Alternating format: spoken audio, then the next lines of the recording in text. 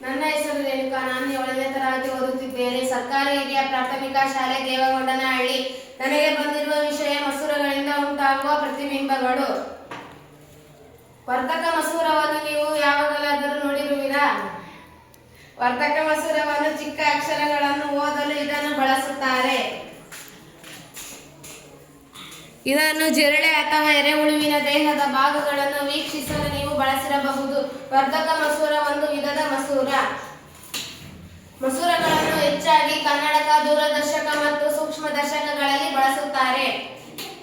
ಕೆಲವು ಮಸೂರಗಳನ್ನು ತೆಗೆದುಕೊಳ್ಳಿ, ಅವುಗಳನ್ನು ಸ್ಪರ್ಶಿಸಿ ನೋಡಿ. ಉಬ್ಬಿದೆ, ತೆಗೆದಿದೆ? ಇದು ಉಬ್ಬಿದೆ.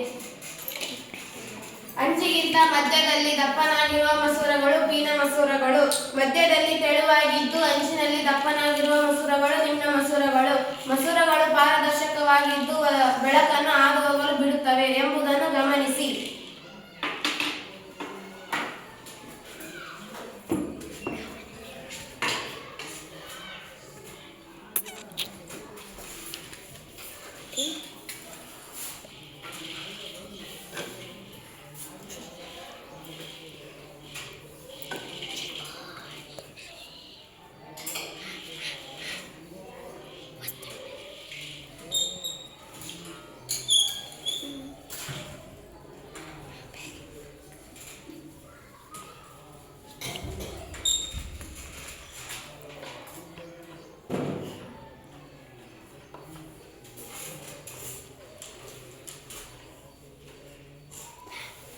ವಸ್ತುವಿಗೆ ಮಸೂರವು ಹತ್ತಿರವಾಗಿದೆ. ವಸ್ತುವಿಗೆ ಬಿಂಬವು ದೂರವಿದೆ.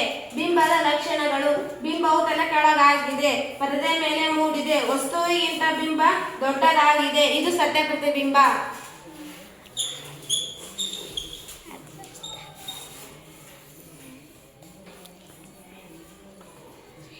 ಮಸೂರಕ್ಕೆ ಬಿಂಬವು ಹತ್ತಿರವಾಗಿದೆ, ವಸ್ತುವು ದೂರವಿದೆ. ಬಿಂಬದ ಲಕ್ಷಣಗಳು: ಬಿಂಬವು ತಲೆಕೆಳಗಾಗಿದೆ, ಪರದೆ ಮೇಲೆ ಮೂಡಿದೆ.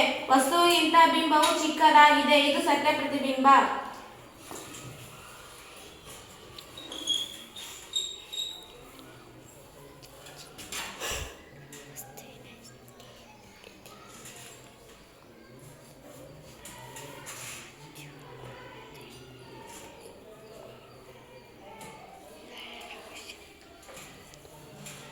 ವಸ್ತುವಿಗೆ ಮಸೂರವು ಬಿಂಬವು ಸಮವಾದ ಅಂತರದಲ್ಲಿವೆ. ಬಿಂಬದ ಲಕ್ಷಣಗಳು: ಬಿಂಬವು ತಲೆಕೆಳಗಾಗಿದೆ, ಪರದೆ ಮೇಲೆ ಮೂಡಿದೆ. ವಸ್ತುವಿನಷ್ಟೇ ಗಾತ್ರವಿದೆ. ಇದು ಸತ್ಯ ಪ್ರತಿಬಿಂಬ.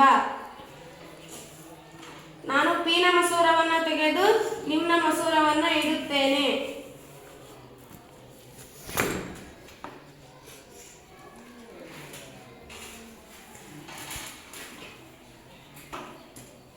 ವಸ್ತುವನ್ನು ನಾವು ಹಿಂದಕ್ಕೆ ತೆಗೆದುಕೊಂಡು ಹೋದರೆ ಚಿಕ್ಕದಾಗಿ ಕಾಣಿಸುತ್ತದೆ. ವಸ್ತುವನ್ನು ಮುಂದಕ್ಕೆ ತೆಗೆದುಕೊಂಡು ಬಂದರೆ ಬಿಂಬವು ದೊಡ್ಡದಾಗಿ ಕಾಣಿಸುತ್ತದೆ.